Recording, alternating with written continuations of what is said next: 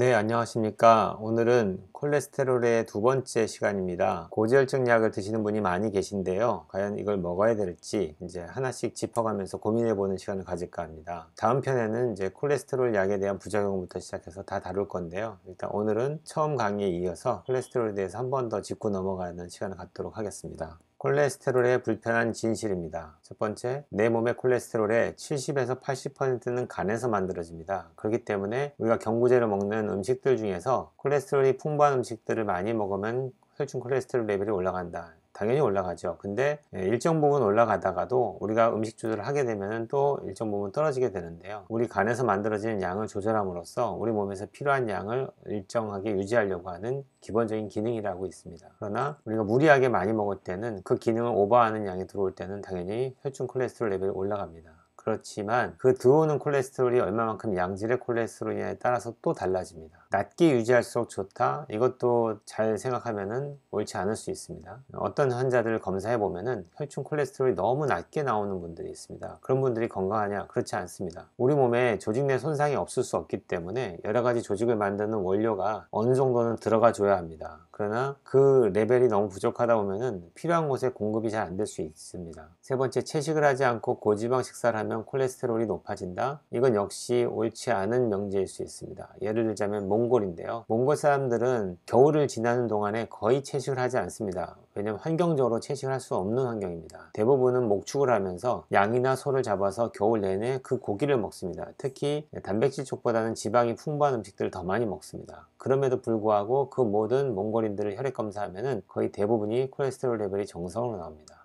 왜 그럴까요? 그 밸런스가 맞기 때문입니다. 풀을 뜯어먹고 자라난 모든 동물들의 몸속에 녹아져 있는 오메가3하고 6의 비율은 거의 1대1에서 1대5 이하를 정확하게 유지할 수가 있는데, 그렇지 않고 사료를 먹였을 때 그 비율이 깨지게 됩니다. 그러나 우리가 대부분 사 먹는 소고기나 돼지고기 또는 마트에서나 또는 가게에서 사 먹는 모든 것들은 대부분이 다 사료를 주기 때문에 그 비율이 많이 깨진 상태입니다. 그렇기 때문에 그것을 많이 먹게 되면은 우리 몸도 역시 마찬가지로 똑같이 그 지방산의 비율이 깨지기 때문에 우리 몸이 안 좋아지는 겁니다. 몸에 좋은 콜레스테롤을 넣어주면은 우리 몸은 좋아지는데, 그렇지 않은 걸 먹으면서 나빠지니까 콜레스테롤은 모두가 나쁜 거다 이렇게 얘기하는 건 옳지 않습니다. LDL 콜레스테롤은 나쁜 것, HDL 콜레스테롤은 좋은 것, 이 명제도 역시 틀렸죠. LDL 콜레스테롤이 하는 기능은 간에서 만들어진 콜레스테롤을 조직 내로 보낼 때 사용하고요. HDL 콜레스테롤이 하는 기능은 조직 내에서 다 사용하고 남은 것들을 다시 간으로 돌려보낼 때 사용하는 겁니다. 그렇기 때문에 이거에 대한 명제가 틀렸다고 이미 발표가 났습니다. 예를 들어서 LDL 콜레스테롤 심장병 유발 근거 없다라고 1918년도, 최근이죠 거의, 논문이 발표되면서 몸에 좋지 않은 콜레스테롤로 알려진 LDL 콜레스테롤 과다가 동맥경화나 심장병을 유발한다는 기존의 연구 결과를 뒤집는 연구 결과가 발표되면서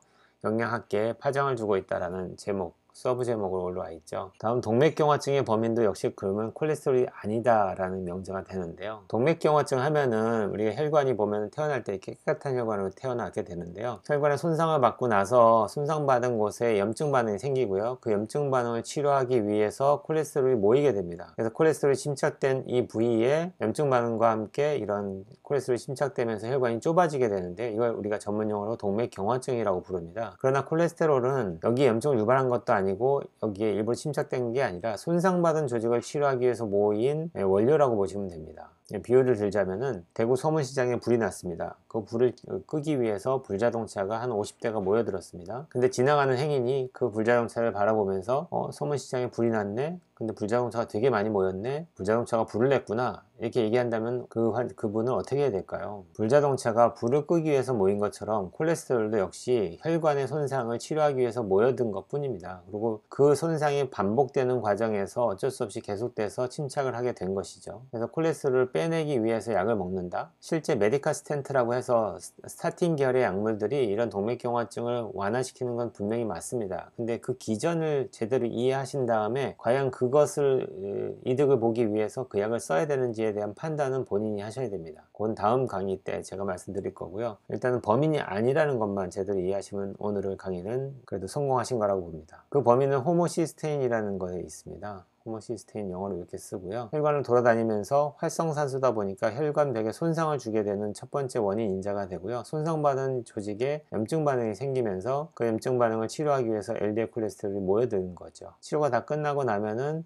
여기 쌓여있던 콜레스테롤을 HDL 콜레스테롤이 빼내서 다시 간으로 보내게 되는데, 문제는 이 근본적인 원인인 염증 반응을 유발하는 호모시스테인 레벨이 떨어지지 않으면은 반복되는 손상을 줄 수밖에 없으니까 어쩔 수 없이 동맥경화증이 진행되는 것이겠죠. 오늘은 여기까지 강의를 하겠습니다.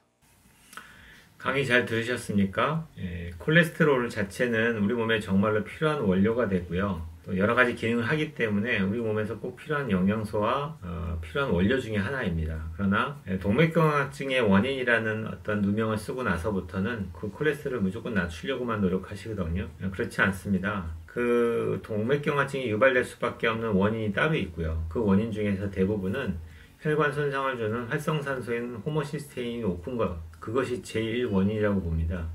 그렇기 때문에 호모시스테인을 낮추는 노력을 하셔야 됩니다. 그거는 근처 병원의 전문가를 찾으셔가지고 혈액 검사를 하신 후에 가능하면 그 수치를 낮게 유지할 수 있게 노력하시면 좋겠습니다. 호모시스테인 얘기는 다음에 또 다시 하도록 하고요. 활성산소가 돌아다니면서 혈관벽에 손상을 주게 되면은 그 손상받은 혈관에 그 혈관을 치료하기 위한 원료가 필요해서 그 원료가 콜레스테롤이 가서 치료하는 과정에서 침착이 이루어지고, 침착된 것 때문에 혈관벽이 좁아지는 그 원인이 동맥경화증이 되는데요. 이미 앞에 강의를 해드렸듯이 그 모든 원인 자체가 콜레스테롤이 범인이 아니다라는 것이 이미 밝혀졌습니다. 그럼에도 불구하고 아직도 많은 병원에서는 동맥경화증을 치료한다는 목적으로 고지혈증 약을 지금도 처방하고 있죠. 그게 왜 그럴까요?